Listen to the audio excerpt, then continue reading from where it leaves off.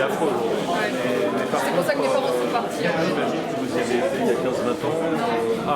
2006. Ah oui, ça commence à aller trop bien.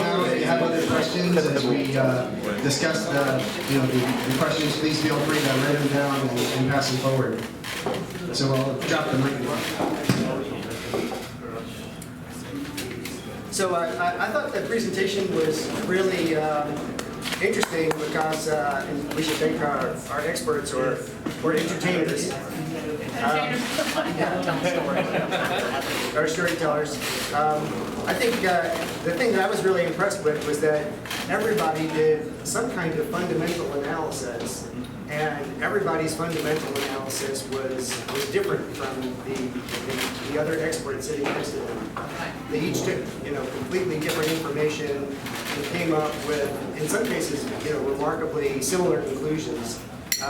There were some differences there, and we'll drill down to those, I guess, through these questions. But one question I want to ask everybody, and we can go through in alphabetical order again, is what level of confidence you have, in your outlook. There was a lot of consensus around prices in the high 40s and the low 50s, and then there was some other reasons for optimism on the higher side. I think Tony especially had some numbers that were higher, given a future OPEC cut. But maybe we could just look at the confidence issue. So, Raul, Carl, would you answer that question first about the confidence in your outlook? Well, I can give you a 90% chance that it will not go to 100 and 90% chance it will go to 20. So I think in between there, I'm right on spot.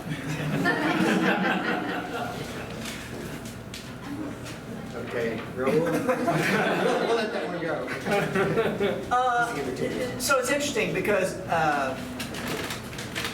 in a lot of ways the price has become stable. One reason I think we're seeing a lot more deals these days is because the bid ask has come in as people have accepted, as the producers have given up that we're going back to 100, and the buyers have given up that we're going to stay at 25 or 30 or something like that. I think the market took a note last year when prices went down to extremely low level in the first quarter, and said that was really unsustainable. Yeah, but it can't seem to get higher. So we're getting a stability, and the one thing that always happens when you have stability is it sets the system up for much greater instability, right? And so I think we are having an increasing chance of some sort of breakout.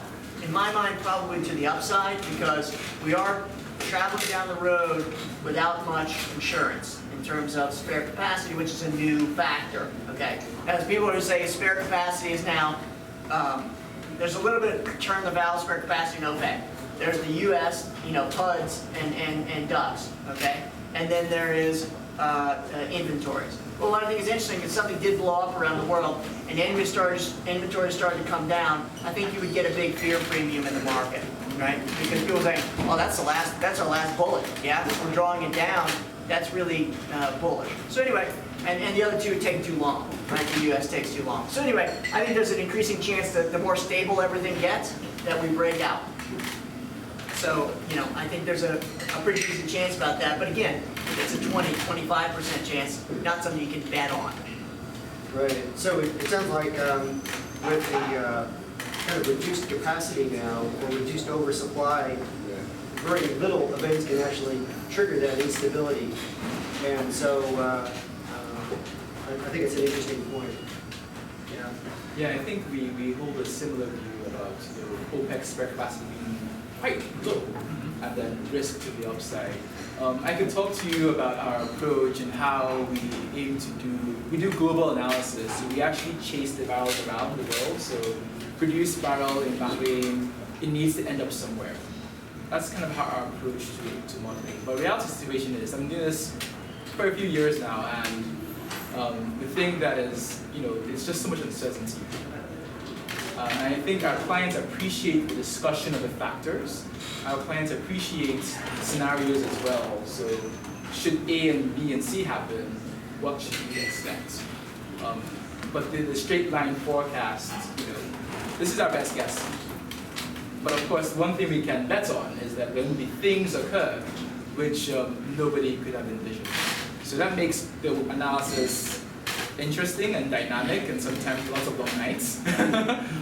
But at the same time, you're chasing a lot of moving parts too. Yeah, I generally get a little nervous when I see this much consensus. But I don't think you can understate how vast the inventories that have been built around the world are. And so if you do have some kind of supply shock in the short term, I think the thing the market has to battle with is rewarding that shock too soon with high prices that allows new supply to be hedged at that price or whatever to come online, and you're not going to draw down inventories enough. And now you have this new supply coming online in response to a move higher in price, and that delicate balance between providing higher prices to reflect the tighter market, but not moving so fast that you end up setting up another cycle downward. I think is a very delicate balance the market's got to contend with if it happens. So how much of the 500 million barrels in crude storage, how much do you think is really, going to get tapped? Do you think that 500 million is a big number, or now it's starting to look smaller? Well, you can grow into inventories from a demand perspective. That takes a long time, especially as fast as we build these inventories. So we definitely have to enter a period of time where we're drawing those inventories down. Otherwise, we're going to be in this low price environment for a really, really long time. But it leads to how much, I mean, is there too much gold in Fort Knox? Right. So I mean, is 500 million barrels really that bad? I mean, if we put more gold in Fort Knox, I think everybody's going to cry. I mean, it's a valuable asset that gets stored. That's all it is. I agree that we need to have some drawdown of real inventories at some point. But at the same time, I think we've entered a new normal, right? We should not expect the US inventories to look like 2010 levels, because production has changed. Refining capacity has changed. We've built, enough pipeline infrastructure since 2010 to connect New York to Los Angeles 3 times. That's the amount of pipeline infrastructure that's been built up. And some of those barrels are also included in the EIA's weekly numbers. So we should expect that the US oil inventories, our new working capacity is actually higher with much more oil supply we have today. There is some scope to bring it down, yes. Yeah, and then I think, Greg, we start to see some of that crude oil storage is starting to come out now. There was a peak in April, and we're off now, I think 8% off the April peak. So that'll continue to come down, but then again, maybe it will drive this more of the instability and wider price swings and that sort of thing. I'm actually expecting a build in October in crude oil inventories. I think they're going to increase. We are expecting refineries to go into maintenance seasons. That's just thinking right now. And then they will start to build again in spring. But yeah. Okay. All right. Interesting. So here's some other questions from the audience. What are the key factors that will impact demand growth in the coming year? Anybody want to comment on that? Well, I think we'd all agree, economic growth is kind of the best indicator we have. So it's not a great indicator. And then you've got all sorts of stuff around fleets, right? Fleet composition. That changes over time, right? But on an annual basis, of course, weather. We had a very warm winter last year, right? And so we lost a bunch of demand. So this year you might get some good comps, right? And the economic growth. And then the other ones are more structural factors that I think take over a long time. One of the ones, of course, to watch is India. Because the last year was the highest in the world for the first time ever, beat China. The other one that's interesting to us is we think for demand to get so stronger, ironically, you actually have to have higher prices. The demand elasticity from low prices, right? Prices go down, everybody uses more, is pretty much gone. And what has happened now is that the countries that are petrostates are using significantly less now. You're not getting that extra leg of growth from the Middle East guys and the commodity producers and the Brazils because they have no money. And ironically, you would need, if the price goes up, the wealth effect would probably offset the price elasticity effect and actually drive greater demand growth. That's our view at least, but what do you guys think about the demand side? Well, I think that we're kind of looking at this the wrong way. Let's not talk about economic growth. What we should be looking at, especially for oil production, is economic decay. So when we talk about where's the price going, I can tell you right now with some confidence that it's not going to go under 40 from here. It can't. Countries can't survive. You look at Venezuela, it's just hanging on by a thread. And Venezuela, I think, is a lot like Iran. If we went down into Venezuela right now and had to retool all of their systems, I think we'd find a horrible system that's in terrible shape. It would take years to get them back to where they once were at 3 million barrels a day. I think they're barely at 1 million barrels a day, but as long as that economy keeps going down, and Venezuela's not alone. You have Iraq, which is very unstable. You have Libya, you have Syria, and apologies, you have Nigeria also. I mean, even all of Africa. Chad today is suing Exxon for 8 times their GDP because they felt that they weren't getting paid royalties on storage. Well, that's just a red flag that economy is doing so bad. They need to do something to try and prop it up. Oil at $50 just can't help anybody right now. Oil at $40 crushes people. Oil at $30, you have the IMF having a conniption fit. So I think it's not about growth. It's all about where can we keep these countries, especially oil production countries, from going bankrupt. So in a sense that the need to have the price of oil above 40 in the 40 to 50 range will essentially make it happen. 40 is a threat. Yeah. You need a lifeline more like 70, but that's just not going to happen, right? Right. We had a question here about also kind of on the demand side about the demand and the price for natural gas. Anybody want to comment on natural gas?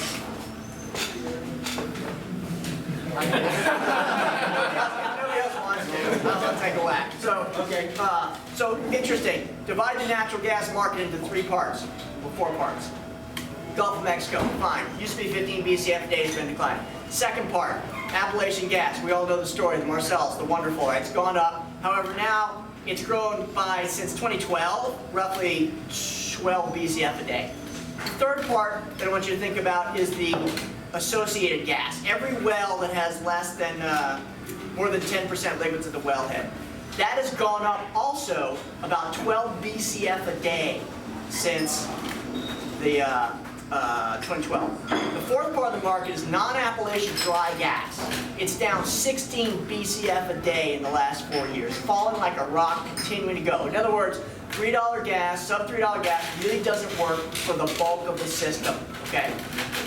So if you have a temporary hiatus in Marcellus growth due to constraints on infrastructure, and you have associated gas rolling over because oil's not doing so well, okay? What it means is the rest of the system, actually, which has been declining precipitously in the last 4 years, has to do a little more work.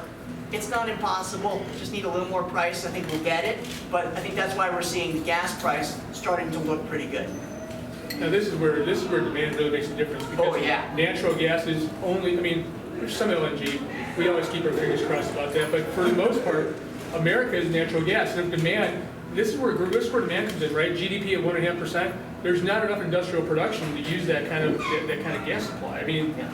You really need to see major economic growth in the U.S. to kind of, sop up some of that.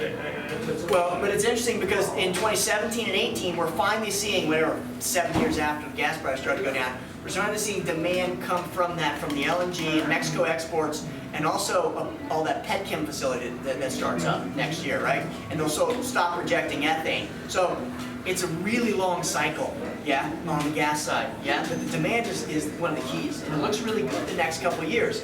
In the long run, we think there's plenty of 350 gas around, 325 gas, so we're not excited about it, but you've got a nice trading opportunity potentially in 2017. Okay. Let's see, here's another one, I guess, about kind of demand related. What areas or what regions are most likely to increase their demand the most? China. China? Our outlook, China accounts for a third of the demand growth next year.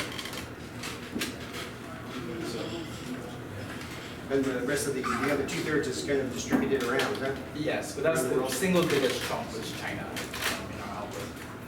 And much of that is growth for mobility, transportation, so gasoline, jet fuel, some LPG growth for that's really what's driving it. Still, okay. Interesting that that's still hanging on. They used to be like the, it was the key factor that drove a lot of the oil industry even before 2014. Yeah. And still is. Interesting. Okay, here's a question, I guess, about the service costs, and I think maybe directed towards you, Raul. We've seen, service cost improvements, let's see. What, an improvement from From whose the point of view? perspective, not of the service company. Okay, yeah. So is this really related to really reduce service company costs? And what's going to happen with all the profit, all the profit going down the toilet for the service companies? Yeah, it's completely unrelated to service company. The service companies' costs didn't really go down. I mean, their fleet utilization fell below a level at which they were able to, at which they lost pricing power, right? So when you go from 90% utilization to 40, your entire fleet's commoditized, pressure pumping, drilling, whatever it is, and you're just barely at cash cost. Okay, that's essentially what's happened. And the E&P has just extracted that rent wholly. You're basically, I don't think you can get much more because you can't get blood out of a stone. Now, in the medium term, actually one of the things you noticed about my slide, I don't know if you saw I had a couple boxes, but we think a lot of the things that have made the U.S. producers feel so good, they actually unwind in the medium term if you get activity coming back, right? Because service sector, it's cold stacked. It's rusting right now, okay? It's being cannibalized right now. And eventually, they'll get back and they got to eat too. And so they'll come back and start to extract more for pricing. And maybe that'll happen during the course of, do you think that'll happen as early as next year? No, it's pretty grim. They'll get volume gains next year, but they're not going to get a lot of pricing gains, right? Because it's a utilization thing, and it's rusting, but that takes a while. Yeah. That's the problem. The E&P tends to equilibrate more quickly because if you leave it alone, production goes down, right? It's a wasting asset. Whereas service sector, your capacity doesn't go anywhere. Worst case scenario is somebody comes in with a whole bunch of money, they buy stuff for 10 cents on the dollar, and then they reset the whole baseline for the industry. That's really grim for the other service companies. So when do you think that'll turn around for the service companies? We have like 10% uplift in 2018, maybe 15% on a pricing perspective. Yeah, not good. Yeah. Okay, let's see.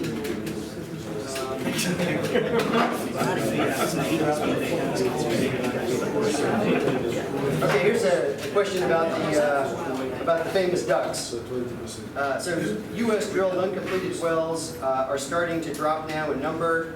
The rig count is increasing. Does this translate into additional drilling in 2017, especially in the U.S.?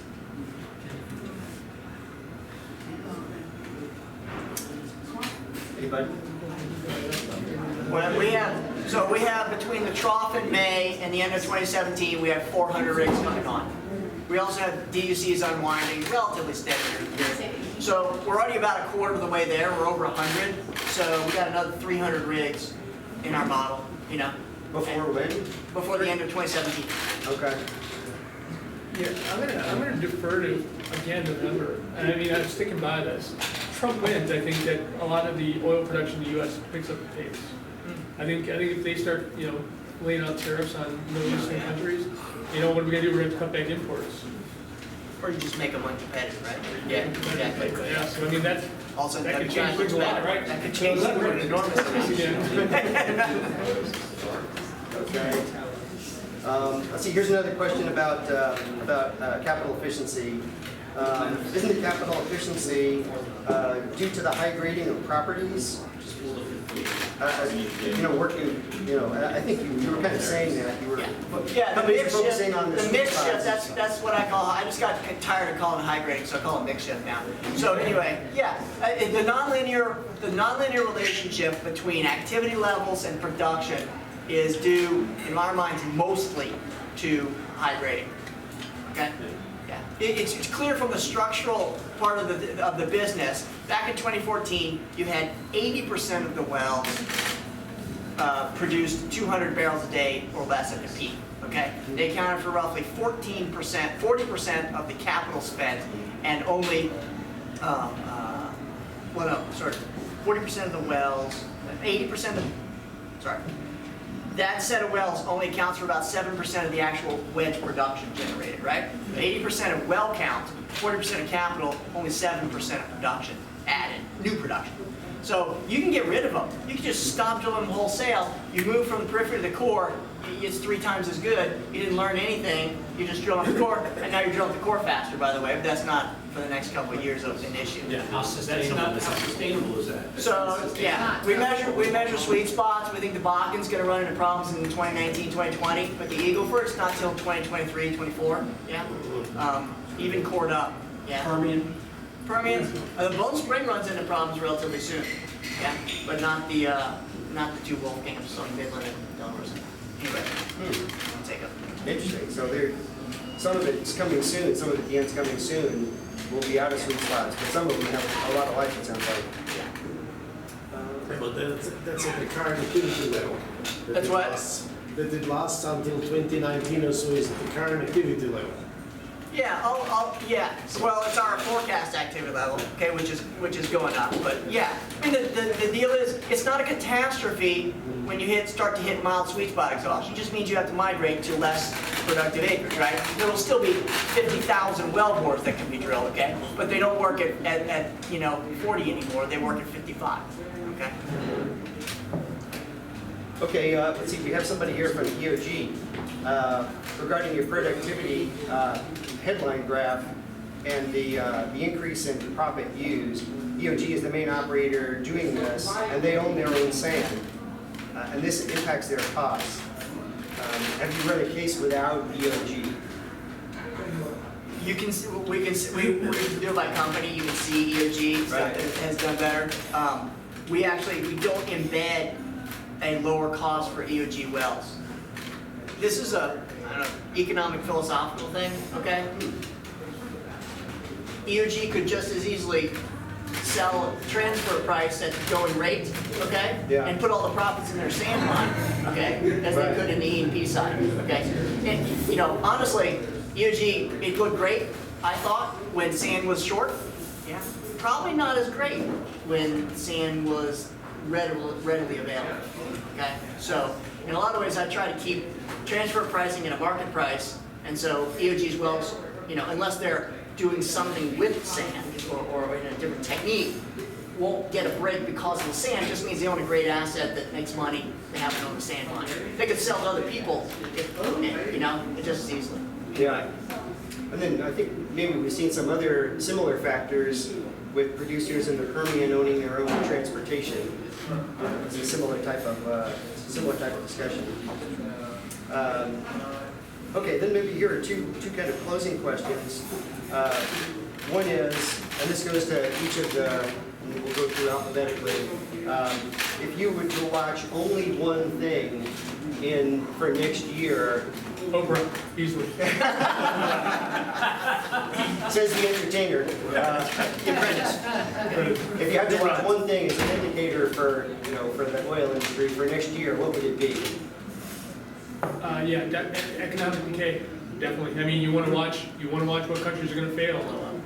I mean, you lose to Venezuela, it'll have a bigger hype effect than it will a real effect. But that hype effect will last long enough that we can get oil prices over $60. And then if the same thing happens with Iraq, I mean, the country's still pretty shaky, or Libya, or Syria, you go on. But yeah, economic decay. Okay. Raul, what do you think? I don't know. Come back to me or Sure. Afro? I would say demand. I think demand is what has actually helped us. I mean, supply and demand coming into focus, right? Supply has already come down. If we can have demand continue to grow, that's good. If demand is really, really weak, if demand should fall to flat, that's not good at all. So I'm really focused on demand, right? Thinking longer term, I think demand is really key. We keep on finding more. I mean, this week we had the Alaska discovery, right? Longer term, I'm focused on demand as well. what's happening with Okay. Demand. Tony, what would be the one thing you would watch? Yeah, I think demand's key. Made by proxy, central bank policy. So whether the Fed does start raising rates, that implies a stronger dollar. Strong dollars are typically bad for commodity prices. And we're really long in this economic cycle, and so the Fed's been jawboning, we're going to raise rates because things are so good, but they haven't yet. And so not just central bank policy, but the market's faith in that they know what they're doing. So you'd watch the bank and the economic policy, it sounds like. Okay. I would say the rate of increase in the Gulf 6 production. It's base load, yeah. Those guys ramp it up, there's nothing you can do, you know, and it'll come out of the price. Yeah. Okay. Okay. Well, I think I've gotten everybody's questions. I may have missed it or not worded something the way that you'd like. For that reason, you know, we're going to have the networking time afterwards, and all the experts and entertainers will be here to entertain your questions. Before we get on with that, we had a couple of announcements that we wanted to make. But first, I think we should thank our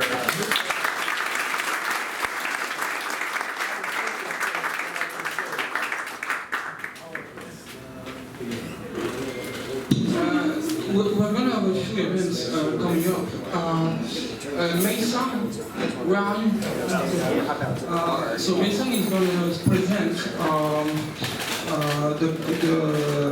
the Kappa annual conference. So we need the Chinese American Petroleum Association conference, which is going to take place November the 4th, right? Yes. Good memory. Yeah. This will take a minute to come back.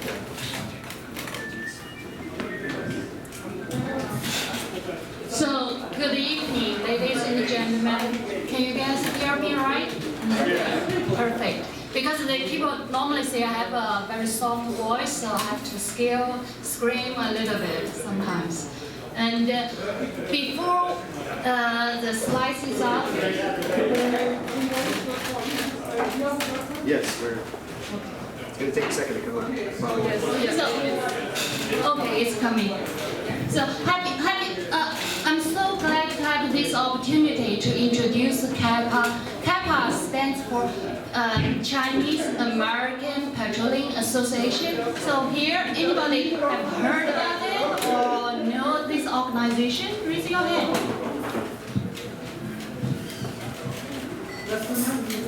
So basically, I can say whatever I want to say. No one can correct me anyway.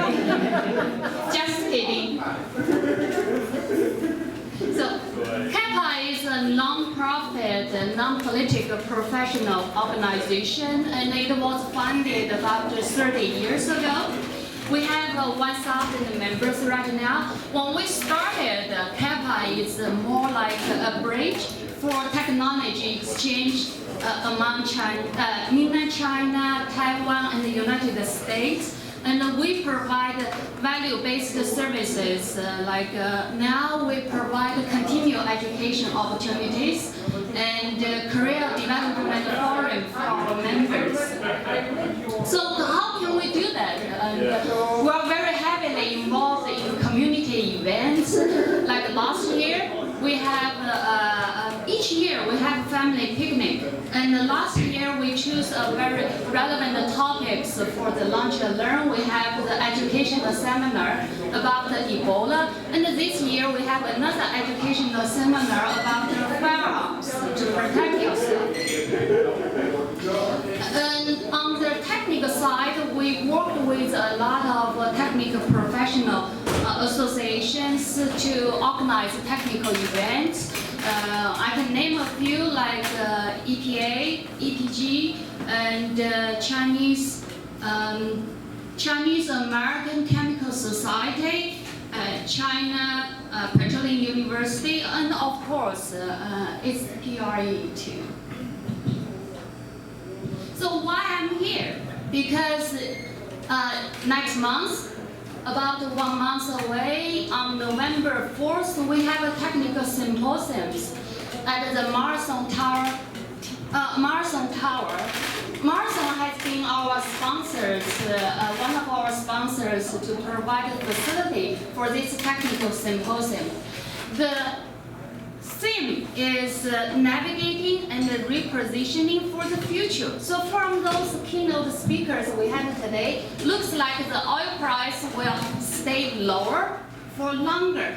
So we constantly ask ourselves, with current low oil price, with the current slowdown of the asset development, what's the new norm of the industry? What we could do to turn issues and challenges, even responsibilities, obligations into opportunities, and to achieve a sustainable growth for the long run. And that's why we have those keynote speakers. They are from the major oil companies, they're from the oil service sectors, to share their high-level view, to check the problems and the issues now, current, at this time, and in the future, and the solutions, and possibly the way to take advantage of it. If you look at the 5 keynote speakers, JC is one of them. I'm very happy to have him here for this technical symposium. So this is the morning program. It's a one-day program. In the afternoon, we break into different technical sessions. You can see from the session name, we have the topics covering from the onshore, offshore, from the conventional and unconventional, from the technical engineering science to economics. I want to say that this year we partnered with SPRE, so Sava, me, and Mu. I think Mu was sitting on that table before.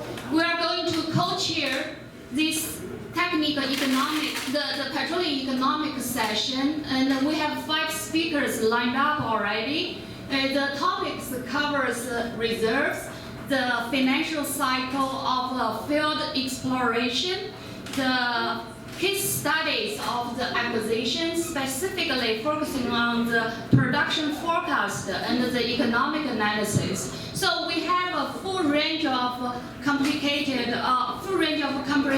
programs. We're very excited, and we hope to see you guys there. So with that being said, I turn my speaker to the moderator. Thank you.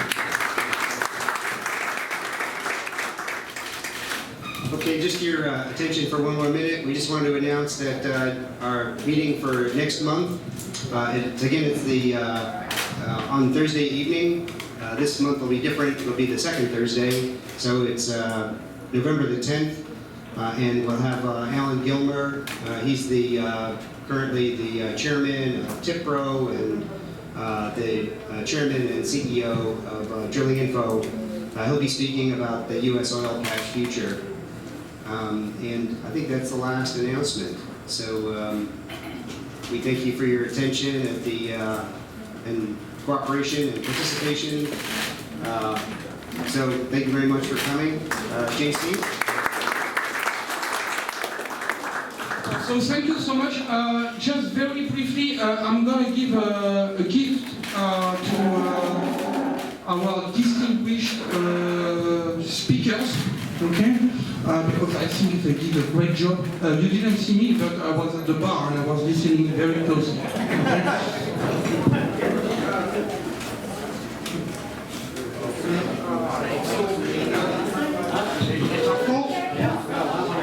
Do you have a wife or a girlfriend? Girlfriend? Okay, that's for your girlfriend. Do you have a wife or your girlfriend? Both! The man is French! Do you have a wife or a girlfriend, Carl? The wife is here. Hey, Sarah! I'm not gonna give it to him. I'm just gonna take no chances, okay? And give it to you, okay? And then I have 2 other ones somewhere. Okay, believe me, I don't want to disturb you. You go ahead. I'm gonna give the 2 other ones, okay? Thank you so much for being here. Next month, as Japan, I guess, did say, we're gonna have a great speaker, right? Yes. Okay, so thank you so much for coming, and see you around, okay? Bye.